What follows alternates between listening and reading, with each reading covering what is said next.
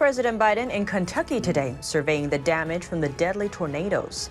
Despite the destruction, communities coming together to help each other. A catastrophic default averted. The Senate voted to increase the debt limit by $2.5 trillion, extending it into 2023. The DHS to offer up to $5,000 to hackers to identify cyber vulnerabilities. This comes after the U.S. warns hundreds of millions of devices may be at risk from a newly revealed software vulnerability. Tune in to Deep Dive as we explore these topics and more. Hello and welcome. This is Deep Dive and I'm Tiffany Meier. President Biden in Kentucky today to survey the damage from the deadly tornadoes last week. He touches on what makes the country America. The way people just come out of nowhere to help as a community. And that's what we're supposed to be doing. That's what America's supposed to be.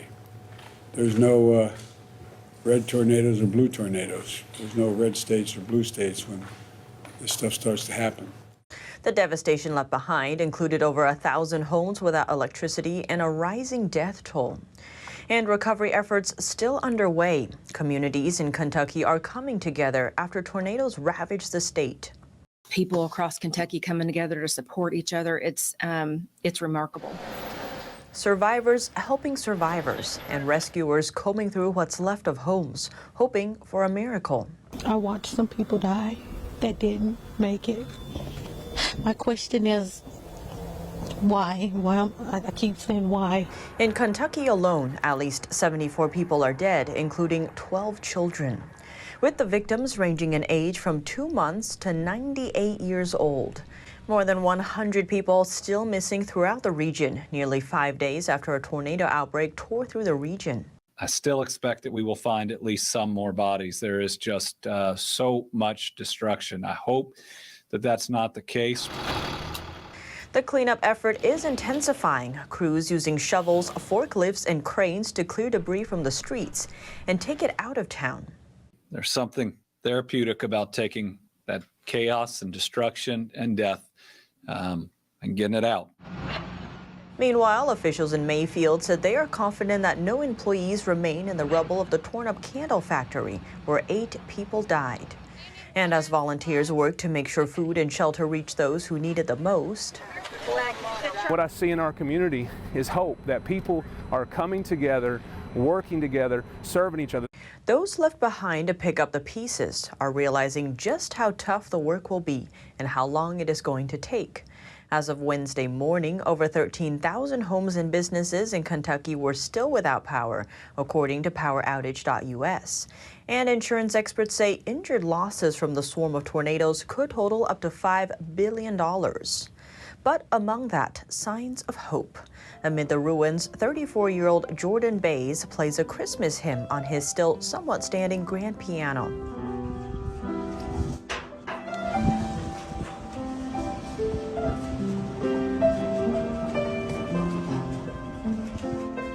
He had ridden out the storm with his family, sheltering in their basement. They covered themselves with a mattress. Bays has lived in Bremen, Kentucky his whole life. He says he's never experienced a storm that intense before. He's been playing the piano since he was around 9 years old. The hymn he chose to play, there's something about that name. His sister Whitney, who was there helping him pack up some items, recorded this video of him. And now let's turn to some updates. A default averted. The Senate voted Tuesday night to increase the national debt limit by $2.5 trillion and to extend it into 2023. The vote happened after a one-time fast-track process was put into place. Republicans had been pushing Democrats to raise the debt ceiling on their own. The vote only needed a simple majority to pass. The final tally was 50 to 49. The measure goes next to the Democratic-controlled House. Exact timing is still not confirmed, but the House could vote on it as soon as Wednesday. Treasury Secretary Janet Yellen had warned that the federal government could begin a catastrophic default on its financial obligations on Wednesday if no actions were taken. Currently, federal debt is $28.9 trillion, and the latest increase to the debt ceiling is the largest in recent history. And now let's turn to issues of security. To help protect itself against hackers, the Department of Homeland Security is turning to, well, hackers themselves. DHS launching what's known as a bug bounty program, offering hackers big bucks to help find cybersecurity vulnerabilities within DHS systems. The department will shell out between $500 and $5,000 depending on, among other factors, the seriousness of the vulnerability. Big bounty programs aren't new. Private companies like Apple and Microsoft use them too, and they pay a lot more. Payouts from Apple range from $25,000 to a whopping $1 million. Microsoft offers up to $200,000.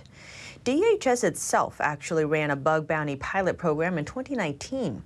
The new program, which is called Hack DHS, will be open to vetted cybersecurity researchers who have been invited. This comes on the heels of a warning. Hundreds of millions of devices worldwide could be exposed to a newly revealed software vulnerability. A senior Biden administration cyber official warned industry executives on Monday to address what she calls one of the most serious flaws she's ever seen. The vulnerability is in a Java-based software called Log4j. Some of the world's biggest tech firms use it to log data. Experts say suspected Chinese hackers are already attempting to use it to break into organizations' computer networks, and that it could take weeks to address the vulnerabilities. Attackers reportedly had more than a week's head start on exploiting the software flaw before it was publicly disclosed. Organizations are now in a race against time to figure out if their systems were exposed. According to a blog post by cybersecurity researchers at Dragos, given that Log4j has been a ubiquitous logging solution for enterprise Java development for decades, Log4j has the potential to become a vulnerability that will persist within industrial control systems environments for years to come. Federal cybersecurity officials also reportedly expressed alarm over the vulnerability in recent days. The head of the U.S. Cybersecurity and Infrastructure Security Agency said this vulnerability is one of the most serious that I've seen in my entire career, if not the most serious. She went on to warn that CISA can expect the vulnerability to be widely exploited by sophisticated actors, and we have limited time to take necessary steps in order to reduce the likelihood of damaging incidents.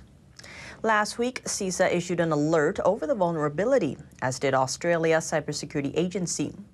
The Apache Software Foundation rates the vulnerability as critical and published ways to deal with it on Friday. And now let's switch gears a bit. The Biden administration is expected to release some secret documents about President John F. Kennedy's assassination. A review board established by Congress in 1992 collected tens of thousands of records related to the assassination. But JFK researchers and conspiracy theorists have argued for years that national security agencies have stonewalled the mandated release of most of them. Now, the administration is expected to declassify a small amount. JFK researchers don't believe the release would change the public understanding of Kennedy's death, but it shows a good faith effort of transparency. According to the National Archives, more than 15,000 documents have already been released, with some redactions. And now, before we end, let's turn to space exploration. NASA James Webb Space Telescope is going to be launched next week. The telescope was finished years late and cost far more than planned, but NASA hopes the instrument may expand our understanding of the universe, including its earliest stages. The goals of the mission include searching for the first galaxies or luminous objects formed in the early phases of the universe and learning how galaxies evolved from their initial birth to the present day. NASA says Webb is going to push beyond what the Hubble telescope was able to do. It's going to be sensitive to galaxies that are more distant and younger, that really formed closer to the start of the universe. So in that way, we're going to see towards the beginning of the universe closer than ever before with Webb. The Webb telescope is designed to be about 100 times more sensitive than the Hubble telescope. It's due to blast off on December 22nd on a rocket from French Guiana in South America.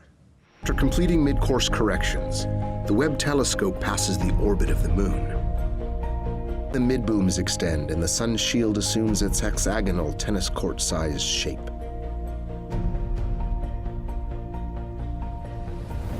Discoveries made by this observatory will rewrite textbooks inspiring the next generation of future engineers and scientists. This revolutionary tool will provide mankind with an unprecedented view into the birth of the first stars and galaxies. The telescope cost $8.8 billion to develop. The total price tag, including operational expenses, is almost $10 billion. Other than studying the early phases of the universe, scientists plan to use the telescope to study exoplanets, which are planets beyond our solar system. When we look at a blank part of sky and see distant galaxies that we didn't realize were there before, or we look at the atmosphere of an exoplanet and we discover a molecule that we didn't appreciate would be there before, and we have to figure out, okay, what does that mean now? And what does that mean for our understanding of how the universe works? After launch, the Webb telescope will deploy on a month-long million-mile journey to a more distant orbit than Hubble, beyond the moon. But what do you think? Let me know below. Thanks for tuning into Deep Dive. I'm Tiffany Meier, and see you soon.